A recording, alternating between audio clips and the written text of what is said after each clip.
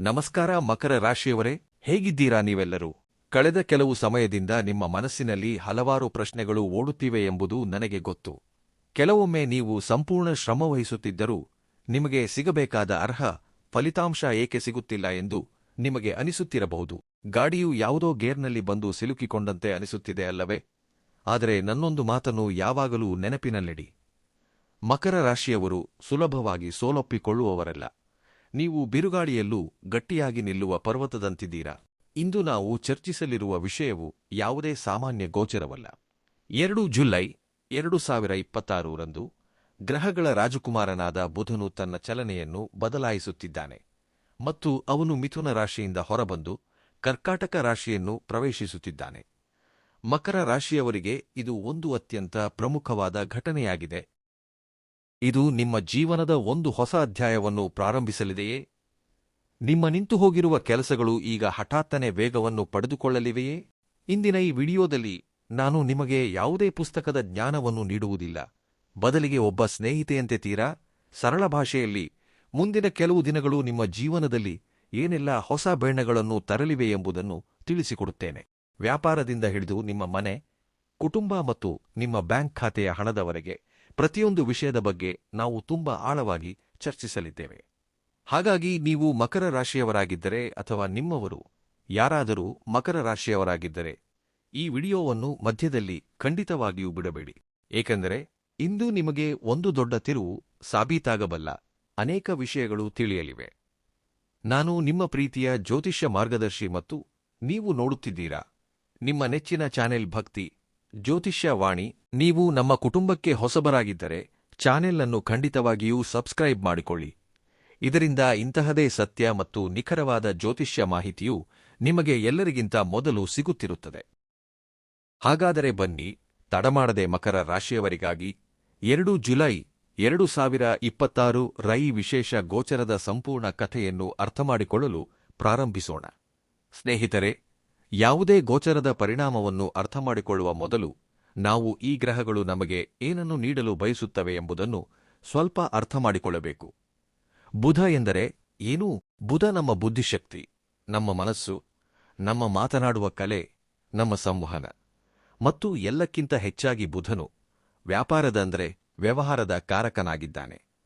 ನೀವು ಯಾವುದೇ ಹೊಸ ಒಪ್ಪಂದಕ್ಕೆ ಸಹಿ ಹಾಕುವಾಗ ಅಥವಾ ಯಾರಿಗಾದರೂ ನಿಮ್ಮ ಮಾತನ್ನು ಒಪ್ಪಿಸುವಾಗ ಅಲ್ಲಿ ನಿಮ್ಮ ಬುಧನು ಕೆಲಸ ಮಾಡುತ್ತಿರುತ್ತಾನೆ. ಮತ್ತು ಈ ಬುಧನು 2 ಜುಲೈ 2026 ರಂದು ಎಲ್ಲಿಗೆ ಹೋಗುತ್ತಿದ್ದಾನೆ? ಇವನು ಕರ್ಕಾಟಕ ರಾಶಿಗೆ ಹೋಗುತ್ತಿದ್ದಾನೆ. ಮಕರ ರಾಶಿಯವರೇ ಗಮನವಿಟ್ಟು ಕೇಳಿ. ನಿಮ್ಮ ರಾಶಿಯಿಂದ ಕರ್ಕಾಟಕ ರಾಶಿಯು ಸರಿಯಾಗಿ 7ನೇ ಭಾವದಲ್ಲಿ ಬರುತ್ತದೆ. ಜ್ಯೋತಿಷ್ಯದಲ್ಲಿ 7ನೇ ಭಾವವು ತುಂಬಾ ವಿಶೇಷವಾದುದು. ಈ ಭಾವವು ನಿಮ್ಮ ಜೀವನ ಸಂಗಾತಿಯದಾಗಿದೆ, ನಿಮ್ಮ ಪಾಲುದಾರನದ್ದಾಗಿದೆ, ನಿಮ್ಮ ದೈನಂದಿನ ಆದಾಯ ಮತ್ತು ನಿಮ್ಮ ವ್ಯವಹಾರದ ಪಾಲುದಾರರದ್ದಾಗಿದೆ. ಈಗ ಯೋಚಿಸಿ, ಬುದ್ಧಿ ಮತ್ತು ವ್ಯಾಪಾರದ ಗ್ರಹವು ನಿಮ್ಮ ಪಾಲುದಾರಿಕೆ ಮತ್ತು ದೈನಂದಿನ ಆದಾಯದ ಮನೆಗೆ ಬಂದು ಕುಳಿತಾಗ ಏನಾಗಬಹುದು? ಖಂಡಿತವಾಗಿಯೂ ಬದಲಾವಣೆಗಳಂತೂ ಆಗುತ್ತವೆ. ಆದರೆ ಈ ಬದಲಾವಣೆ ಹೇಗಿರುತ್ತದೆ? ಇಲ್ಲಿ ಒಂದು ಅದ್ಭುತ ಮತ್ತು ಶಕ್ತಿಶಾಲಿ ಯೋಗವು ರೂಪುಗೊಳ್ಳುತ್ತಿದೆ. ಇದನ್ನು ನೀವು ಅರ್ಥಮಾಡಿಕೊಳ್ಳಲೇಬೇಕು. ನಿಮ್ಮ ರಾಷ್ಟ್ರಾಧಿಪತಿಯಾದ ಶನಿದೇವರು ಈ ಇಡೀ 2026 ರ ವರ್ಷದಲ್ಲಿ ಮೀನರಾಶಿಯಲ್ಲಿ ಗೋಚರಿಸುತ್ತಿದ್ದಾರೆ. ಮಕರ ರಾಶಿಯಿಂದ ಮೀನರಾಶಿಯು 3ನೇ ಭಾವದಲ್ಲಿ ಬರುತ್ತದೆ. 3ನೇ ಭಾವವು ಯಾವ ವಿಷಯದ್ದಾಗಿದೆ? ಪರಾಕ್ರಮ, ಸಾಹಸ ಮತ್ತು ಅಪಾಯ ತೆಗೆದುಕೊಳ್ಳುವ ಸಾಮರ್ಥ್ಯದ್ದು. ಶನಿದೇವರು ಈ ಸಮಯದಲ್ಲಿ ನಿಮಗೆ ಅದ್ಭುತವಾದ ಸಾಹಸ ಪ್ರವೃತ್ತಿಯನ್ನು ನೀಡುತ್ತಿದ್ದಾರೆ. ನಿಮ್ಮೊಳಗೆ ಎಂತಹ ಶಕ್ತಿ ಇದೆ ಎಂದರೆ ನೀವು ಯಾವುದೇ ದೊಡ್ಡ ಅಪಾಯ ಎದುರಿಸಲು ಹೆದರುತ್ತಿಲ್ಲ. ಮತ್ತು ಈಗ ಜುಲೈ 2 ರಿಂದ ಈ ಸಾಹಸದೊಂದಿಗೆ ಬುಧನ ಬುದ್ಧಿವಂತಿಕೆಯೂ ಸೇರಿಕೊಳ್ಳಲಿದೆ. ಮನುಷ್ಯನಿಗೆ ಅಪಾಯ ಎದುರಿಸುವ ಧೈರ್ಯ ಶನಿಯಿಂದ ಮತ್ತು ಸರಿಯಾದ ನಿರ್ಧಾರಗಳನ್ನು ತೆಗೆದುಕೊಳ್ಳುವ ಚುರುಕಾದ ಬುದ್ಧಿ ಬುಧನಿಂದ ಸಿಕ್ಕಾಗ ಯಶಸ್ಸು ಖಂಡಿತವಾಗಿಯೂ ಬೆನ್ನಟ್ಟಿ ಬರುತ್ತದೆ. ಈ ಸಮಯವು ನಿಮಗೆ ಕಾರ್ಯಪ್ರವೃತ್ತರಾಗುವುದಕ್ಕಾಗಿದೆ, ಹೆದರಿ ಕುಳಿತುಕೊಳ್ಳುವುದಕ್ಕಲ್ಲ. ಬನ್ನಿ, ಮೊದಲು ಮಕರ ರಾಶಿಯವರಿಗೆ ಅತ್ಯಂತ ಹೆಚ್ಚು ಚಿಂತೆ ತರುವ ವಿಷಯದ ಬಗ್ಗೆ ಮಾತನಾಡೋಣ: ಅವರ ವೃತ್ತಿಜೀವನ ಮತ್ತು ವ್ಯಾಪಾರ. ನೀವು ಯಾವುದೇ ವ್ಯವಹಾರ ಮಾಡುತ್ತಿದ್ದರೆ ಜುಲೈ 2 ರ ನಂತರದ ಸಮಯವು ನಿಮಗೆ ವರದಾನಕ್ಕಿಂತ ಕಡಿಮೆಯಿಲ್ಲ. 7ನೇ ಭಾವದಲ್ಲಿರುವ ಬುಧನು ನಿಮ್ಮೊಳಗಿನ ವ್ಯಾಪಾರ ಜ್ಞಾನವನ್ನು ಹಲವು ಪಟ್ಟು ಹೆಚ್ಚಿಸುತ್ತಾನೆ. ನೀವು ನಿಮ್ಮ ಗ್ರಾಹಕರೊಂದಿಗೆ ತುಂಬಾ ಉತ್ತಮ ರೀತಿಯಲ್ಲಿ ಮಾತುಕತೆ ನಡೆಸಲು ಸಾಧ್ಯವಾಗುತ್ತದೆ. ಕಳೆದ ಹಲವು ತಿಂಗಳುಗಳಿಂದ ಸಿಲುಕಿಕೊಂಡಿದ್ದ ಒಪ್ಪಂದಗಳು ಈಗ ಹಠಾತ್ತನೆ ನಿಮ್ಮ ಪರವಾಗಿ ಯಶಸ್ವಿಯಾಗಲು ಪ್ರಾರಂಭಿಸುತ್ತವೆ. ಏಕೆಂದರೆ ಶನಿಯು 3ನೇ ಭಾವದಲ್ಲಿ ಕುಳಿತು ನಿಮಗೆ ಧೈರ್ಯವನ್ನು ನೀಡುತ್ತಿದ್ದಾನೆ. ಹಾಗಾಗಿ ನೀವು ನಿಮ್ಮ ವ್ಯಾಪಾರವನ್ನು ಬೆಳೆಸಲು ಯಾವುದೇ ಹೊಸ ಹೆಜ್ಜೆಯನ್ನು ಇಡಲು ಬಯಸಿದರೆ, ಯಾವುದೇ ಹೊಸ ಶಾಖೆ ತೆಗೆದುಕೊಳ್ಳಲು ಬಯಸಿದರೆ, ಅಥವಾ ಯಾವುದೇ ಹೊಸ ಉತ್ಪನ್ನವನ್ನು ಮಾರುಕಟ್ಟೆಗೆ ಬಿಡುಗಡೆ ಮಾಡಲು ಬಯಸಿದರೆ ಈ ಸಮಯವು ಅತ್ಯಂತ ಸೂಕ್ತವಾಗಿದೆ. ನೀವು ನಿಮ್ಮ ಹಳೆಯ ಆಲೋಚನೆಗಳಿಂದ ಹೊರಬಂದು ಏನಾದರೂ ಹೊಸದನ್ನು, ವಿಭಿನ್ನವಾದುದನ್ನು ಪ್ರಯತ್ನಿಸುತ್ತೀರಿ. ಉದ್ಯೋಗಸ್ಥರ ಬಗ್ಗೆ ಮಾತನಾಡುವುದಾದರೆ, ನಿಮ್ಮ ಕಚೇರಿಯಲ್ಲಿ ನಿಮ್ಮ ಮಾತನಾಡುವ ಶೈಲಿಯು ನಿಮ್ಮ ಮೇಲಧಿಕಾರಿಗಳು ಮತ್ತು ಹಿರಿಯ ಅಧಿಕಾರಿಗಳ ಮೇಲೆ ಉತ್ತಮ ಪ್ರಭಾವ ಬೀರುತ್ತದೆ. ನೀವು ನಿಮ್ಮ ಪ್ರದರ್ಶನ ಹಾಗೂ ಕಾರ್ಯತಂತ್ರಗಳಿಂದ ಎಲ್ಲರನ್ನೂ ಆಶ್ಚರ್ಯಚಕಿತಗೊಳಿಸುತ್ತೀರಿ. ನೀವು ಉದ್ಯೋಗದ ಪ್ರಮೋಷನ್ ಕಾಯುತ್ತಿದ್ದರೆ ಅಥವಾ ಯಾವುದಾದರೂ ಒಳ್ಳೆಯ ಸಂಸ್ಥೆಗೆ ಬದಲಾಯಿಸಲು ಯೋಚಿಸುತ್ತಿದ್ದರೆ, ಬುಧನ ಈ ಗೋಚರವು ನಿಮಗೆ ಸರಿಯಾದ ಸಮಯದಲ್ಲಿ ಸರಿಯಾದ ನಿರ್ಧಾರ ತೆಗೆದುಕೊಳ್ಳಲು ಸಂಪೂರ್ಣವಾಗಿ ಸಹಾಯ ಮಾಡುತ್ತದೆ. ಆದರೆ ಒಂದು ವಿಷಯವನ್ನು ನೆನಪಿನಲ್ಲಿಡಿ: ಆತುರದಲ್ಲಿ ಅಥವಾ ಅತಿಯಾದ ಆತ್ಮವಿಶ್ವಾಸದಿಂದ ಯಾವುದೇ ಕಾಗದ ಪತ್ರಗಳನ್ನು ಓದದೆ ಸಹಿ ಮಾಡಬೇಡಿ. ಈಗ ಹಣದ ವಿಷಯಕ್ಕೆ ಬರೋಣ. ಮಕರ ರಾಶಿಯವರಿಗೆ ಆರ್ಥಿಕ ಭದ್ರತೆಯು ತುಂಬಾ ಇಷ್ಟವಾದ ವಿಷಯ. ಬುಧನ 7ನೇ ಭಾವದ ಗೋಚರವು ನಿಮ್ಮ ದೈನಂದಿನ ಆದಾಯವನ್ನು ಹೆಚ್ಚಿಸಲಿದೆ. ನೀವು ಪ್ರತಿದಿನದ ಗಳಿಕೆ ಇರುವಂತಹ ಯಾವುದೇ ಕೆಲಸದಲ್ಲಿದ್ದರೆ, ಉದಾಹರಣೆಗೆ ಅಂಗಡಿ ಅಥವಾ ಸ್ವತಂತ್ರ ಉದ್ಯೋಗ ಮಾಡುತ್ತಿದ್ದರೆ, ನಿಮಗೆ ಈ ತಿಂಗಳು ತುಂಬಾ ಉತ್ತಮ ಫಲಿತಾಂಶಗಳು ಕಂಡುಬರುತ್ತವೆ. ಕರ್ಕಾಟಕ ರಾಶಿಯು ಜಲತತ್ವದ ರಾಶಿಯಾಗಿದೆ ಮತ್ತು ಇದರ ಅಧಿಪತಿ ಚಂದ್ರನಾಗಿದ್ದಾನೆ.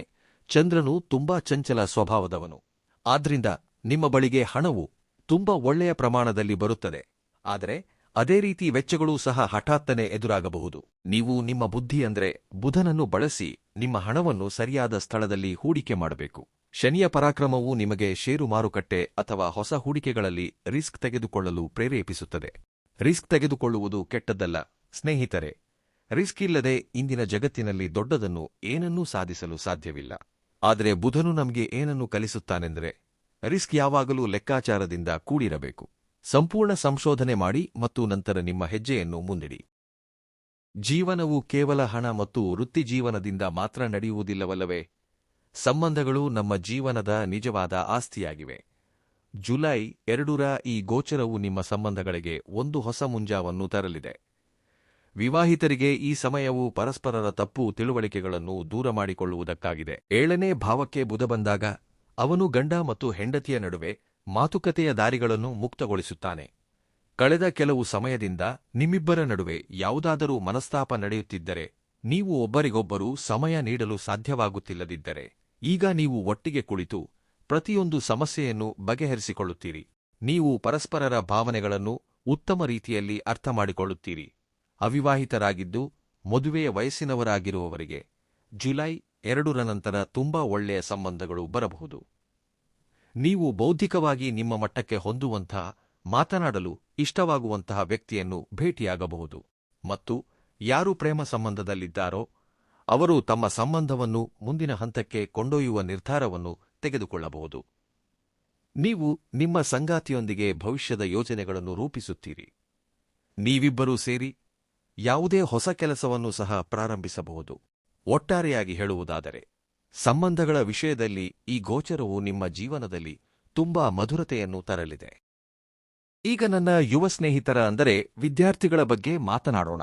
ಮಕರ ರಾಶಿಯ ಯಾವ ವಿದ್ಯಾರ್ಥಿಗಳು ಬ್ಯಾಂಕಿಂಗ್, ಹಣಕಾಸು, ವಾಣಿಜ್ಯ, ಪತ್ರಿಕೋದ್ಯಮ ಅಥವಾ ಯಾವುದೇ ರೀತಿಯ ಮ್ಯಾನೇಜ್ಮೆಂಟ್ ಶಿಕ್ಷಣವನ್ನು ಪಡೆಯುತ್ತಿದ್ದಾರೋ ಅವರಿಗೆ ಈ ಗೋಚರವು ಯಾವುದೇ ಪವಾಡಕ್ಕಿಂತ ಕಡಿಮೆಯಿಲ್ಲ.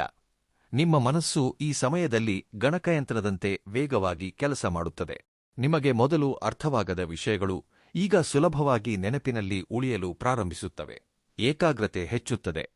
ನೀವು ಯಾವುದೇ ಸಂದರ್ಶನ ಅಥವಾ ಪ್ರೆಸೆಂಟೇಷನ್ಗೆ ತಯಾರಿ ನಡೆಸುತ್ತಿದ್ದರೆ ನಿಮ್ಮ ಆತ್ಮವಿಶ್ವಾಸವು ನೋಡುವಂತದ್ದಾಗಿರುತ್ತದೆ. ಆರೋಗ್ಯದ ವಿಷಯಕ್ಕೆ ಬಂದರೆ, ಮಕರ ರಾಶಿಯವರ ಸಾಡೆಸಾತಿ ಈಗಾಗಲೇ ಮುಗಿದಿದೆ. ಇದರಿಂದ ನಿಮ್ಮ ಅರ್ಧಕ್ಕಿಂತ ಹೆಚ್ಚು ಮಾನಸಿಕ ಕಾಯಿಲೆಗಳು ಮತ್ತು ಒತ್ತಡಗಳು ಈಗಾಗಲೇ ದೂರವಾಗಿವೆ. ಆದರೆ ಬುಧನ ಈ ಗೋಚರದ ಸಮಯದಲ್ಲಿ ನೀವು ನಿಮ್ಮ ಚರ್ಮ ಮತ್ತು ನರಗಳ ಬಗ್ಗೆ ಸ್ವಲ್ಪ ಗಮನ ಹರಿಸಬೇಕು. ಹವಾಮಾನವೂ ಬದಲಾಗುತ್ತಿದೆ.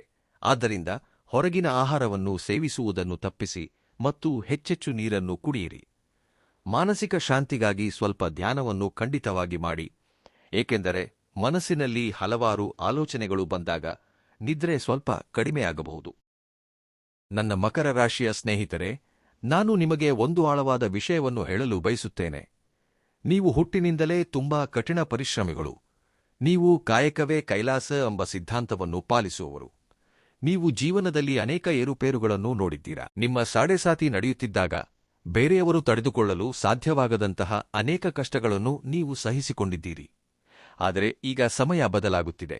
ಈ 2026 ರ ವರ್ಷ ಮತ್ತು ವಿಶೇಷವಾಗಿ ಈ ಜುಲೈ ತಿಂಗಳು ನಿಮಗೆ ಈಗ ಅಡಗಿ ಕುಳಿತುಕೊಳ್ಳುವ ಸಮಯವಲ್ಲ ಎಂದು ಹೇಳಲು ಬರುತ್ತಿದೆ. ಶನಿಯು ಮೀನ ರಾಶಿಯಲ್ಲಿ ಕುಳಿತು ನಿಮಗೆ ನೀಡುತ್ತಿರುವ ಅಪಾರ ಶಕ್ತಿ ಮತ್ತು ಧೈರ್ಯವನ್ನು ಗುರುತಿಸಿ. ನೀವು ಯಾವುದೋ ದೊಡ್ಡದನ್ನು ಸಾಧಿಸಲು ಹುಟ್ಟಿದ್ದೀರಿ. ನಿಮ್ಮ ಮನಸ್ಸಿನಲ್ಲಿ ಯಾವುದೇ ಹೊಸ ಆಲೋಚನೆ ಇದ್ದರೆ, ಯಾವುದೇ ಹೊಸ ಕೆಲಸವನ್ನು ಪ್ರಾರಂಭಿಸುವ ಆಸೆ ಇದ್ದರೆ, ಈಗ ಹಿಂದೆ ಸರಿಯಬೇಡಿ. ಬುಧನು ನಿಮಗೆ ದಾರಿ ತೋರಿಸುತ್ತಾನೆ. ನಿಮಗೆ ಸರಿಯಾದ ಜನರನ್ನು ಭೇಟಿ ಮಾಡಿಸುತ್ತಾನೆ. ನಿಮಗೆ ಸರಿಯಾದ ಪಾಲುದಾರನನ್ನು ನೀಡುತ್ತಾನೆ. ನೀವು ಕೇವಲ ಮೊದಲ ಹೆಜ್ಜೆಯನ್ನು ಇಡಬೇಕಷ್ಟೇ. ಜೀವನದಲ್ಲಿ ಕೆಲವೊಮ್ಮೆ ಸರಿಯಾದ ಸಮಯದಲ್ಲಿ ತೆಗೆದುಕೊಳ್ಳುವ ಒಂದು ಸಣ್ಣ ರಿಸ್ಕ್ ಕೂಡ ನಿಮ್ಮ ಇಡೀ ಪ್ರಪಂಚವನ್ನು ಬದಲಾಯಿಸಬಹುದು. ಈ ಹೊಸ ಅಧ್ಯಾಯವನ್ನು ನಿಮ್ಮ ಸ್ವಂತ ಕೈಗಳಿಂದಲೇ ಬರೆಯಬೇಕಾಗಿದೆ. ವಿಡಿಯೋ ಮುಗಿಸುವ ಮುನ್ನ ಬುಧ ಗ್ರಹದ ಈ ಗೋಚರದ ಸಂಪೂರ್ಣ ಲಾಭವನ್ನು ಪಡೆಯಲು ನಾನು ನಿಮಗೆ ಕೆಲವು ತೀರಾ ಸರಳ ಮತ್ತು ಪರಿಣಾಮಕಾರಿ ಪರಿಹಾರಗಳನ್ನು ತಿಳಿಸಲು ಬಯಸುತ್ತೇನೆ. ಮಕರ ರಾಶಿಯವರು ಜುಲೈ 2ರ ನಂತರ ಈ ಪರಿಹಾರಗಳನ್ನು ಖಂಡಿತವಾಗಿ ಮಾಡಬೇಕು.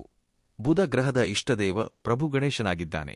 ಪ್ರತಿಯೊಂದು ಬುಧವಾರದಂದು ಗಣೇಶನಿಗೆ ಗರಿಕೆ ಹುಲ್ಲನ್ನು ಅರ್ಪಿಸಿ ಮತ್ತು ಓಂ ಗಂ ಗಣಪತಯೇ ನಮ ಮಂತ್ರವನ್ನು ಕನಿಷ್ಠ 108 ಬಾರಿ ಜಪಿಸಿ.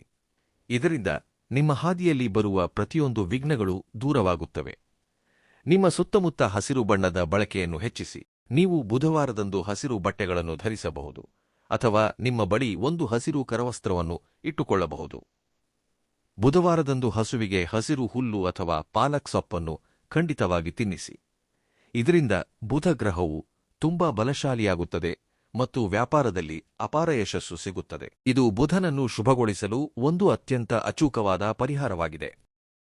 ಹಾಗಾದರೆ ಸ್ನೇಹಿತರೆ, ಇದಾಗಿತ್ತು ಜುಲೈ 2026ರಂದು ನಡೆಯಲಿರುವ ಬುಧನ ಕರ್ಕಾಟಕ ರಾಶಿಯ ಗೋಚರವು ಮಕರ ರಾಶಿಯವರ ಮೇಲೆ ಬೀರುವ ಸಂಪೂರ್ಣ ಪ್ರಭಾವ.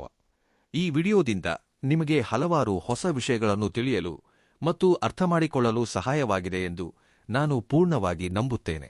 ಮಕರ ರಾಶಿಯವರೇ, ನಿಮ್ಮ ಶ್ರಮದ ಮೇಲೆ ಮತ್ತು ದೇವರ ಮೇಲೆ ನಂಬಿಕೆಯಿಡಿ. ನಿಮ್ಮ ಸಾಡೆಸಾತಿ ಮುಗಿದಿದೆ.